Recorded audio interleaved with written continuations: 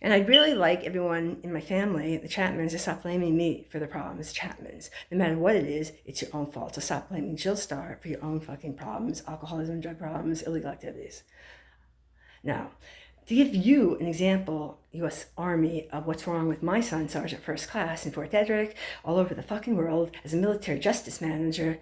He hates the U.S. military, and it was a bad deal, and he resents the day he stepped foot on.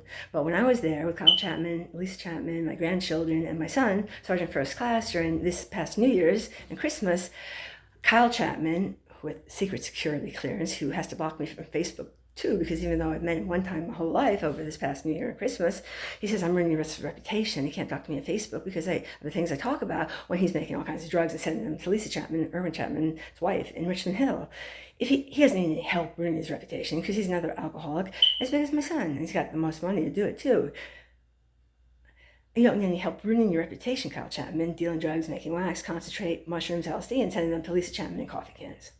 Because I was there. I said, where'd you get those illegal vape THC things that get at the dispensary? From Kyle Chapman.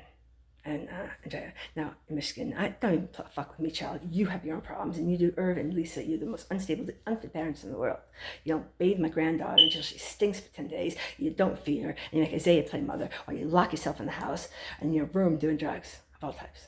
Now I've had enough of you, Lisa. Please, Richmond Hill, please arrest Lisa Chapman and give Irwin James Chapman a fucking urine test, the alcoholic, before he steps foot in Fort Detrick and kills the whole fucking world in the White House. And please arrest his wife before she kills my grandchildren in drunk driving, hiding vodka, a gallon of vodka, and 20 wine coolers a day, driving around, starving my grandchildren, spending $5,000 a month, the whole military salary on alcohol, cigarettes, and illegal drugs. Because the only thing she can get legally is what? Vivinese and amphetamines. But everything else, she does it illegally because she wants the medicines I get. Now, I've had enough of her. But what I really want to discuss is my son, Sergeant First Class. And you want to endorse this shit of him treating me like shit and threatening and telling me to drop dead or sign over a power of attorney of my money and my inheritance to them. And they are broke. And he's scared that when he retires and takes a 40% pay decrease in a year, Sergeant First Class will end up, I'll have more money. The U.S. government pays me like close to $60,000, $40,000 net. And I'd have to make, the U.S. government gives me gross about $60,000. My son is going to be living on $20,000 when he leaves the Army, and that's why he threatens his mother's life for money. Fuck you, Irvin, I never want to talk to you again. But the point is this. My son, Sergeant First Class, military justice manager, arresting people and giving them legal advice all over the world on U.S. military property, is the biggest fucking criminal on earth. And not only is he fucking drunk, he fucking wants to kill his mother. He has a big fucking mouth. He's drinking gallons of vodka a day. He lets his wife, he's driving with ounces of marijuana from Pennsylvania to Michigan. He's allowing it to be mailed to him. He's buying Sergeant First Class, when he came to visit me for Arlene Chapman's fucking memorial service, gave me a bunch of money, like $100 for a bunch of my pills. And I said, what are you going to do with it? And he said, he took it himself. I said, aren't you worried about urine tests? No. Look, I've had enough of your U.S. Army and your low-class memorials. I've seen enough of them from Fort Bragg all the way across Savannah to Fort Detrick. Now, my son, Kyle Chapman, Lisa Chapman, Kyle said, you're the big Army guy. You've been around the world. Never mind, I've been every place. My son hasn't. But anyway, he said to my son, hey, Irv, you're the big shot in the military. Can you tell me what's the best place in the world to live? I'm thinking, what is he going to say? He's probably going to say America. But no, you'll never guess what my son said.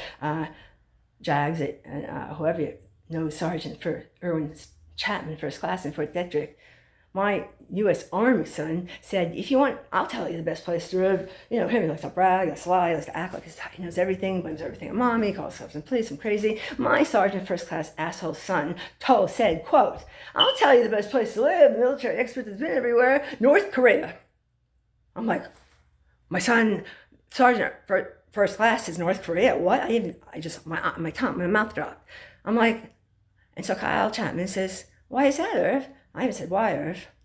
He says, well, North Korea, quote, my son, Sergeant Irwin James Chapman, First Class, said, quote, I'll tell you, North Korea is the best place to live. I'd rather live in North Korea than America or Africa, where you can't even get an aspirin. I want to go to North Korea. They got free medicine, free health care. I can get everything for free, pay no taxes. It's the best place to be. Take me there, unquote.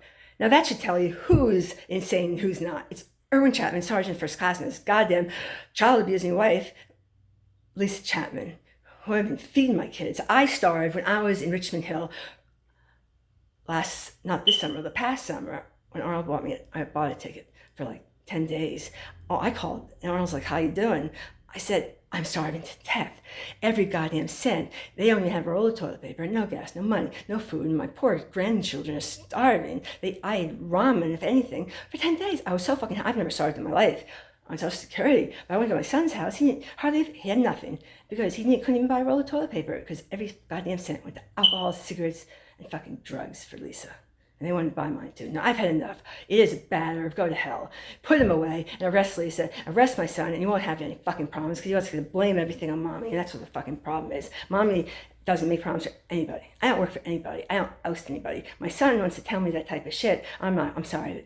But if my son tells me I'm making Ebola, Novichok agents stronger than fucking Lavrov to assassinate 20 heads of state that CIA doesn't like, and now mommy, I'm sorry, but I gotta say it, because I'm not gonna be associated. I've been seen around Fort Detrick, my son's apartment, with the military, Washington DC, and if any guns happen to Putin, I'm gonna be nervous about North Korea too. Who's the enemies, including the mafia. So this is a bad day for you in Fort Detrick. And I was so fucking sick with something from my friend told me, Fort Detrick. It was probably a nerve gas agent, because I know Novichok and things. It's like I had 6 heart attacks and strokes in Montclair. She'll put me in, not for COVID-19, trying for a fucking cardiac. I never had a cardiac problem in my life until I went to Fort Detrick. My son died. He couldn't even get out of bed and eat. And he gave it to me and all his roommates, whatever it was. And I almost died.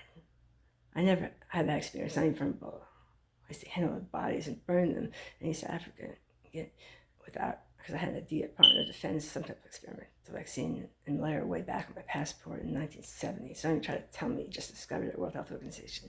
Look, don't play games with me. I can smell you a mile away. But if you want to live in North Korea and you think it's better than America and Sudan, Irv, why don't you go there? Bye. Have a nice life in North Korea. Asshole.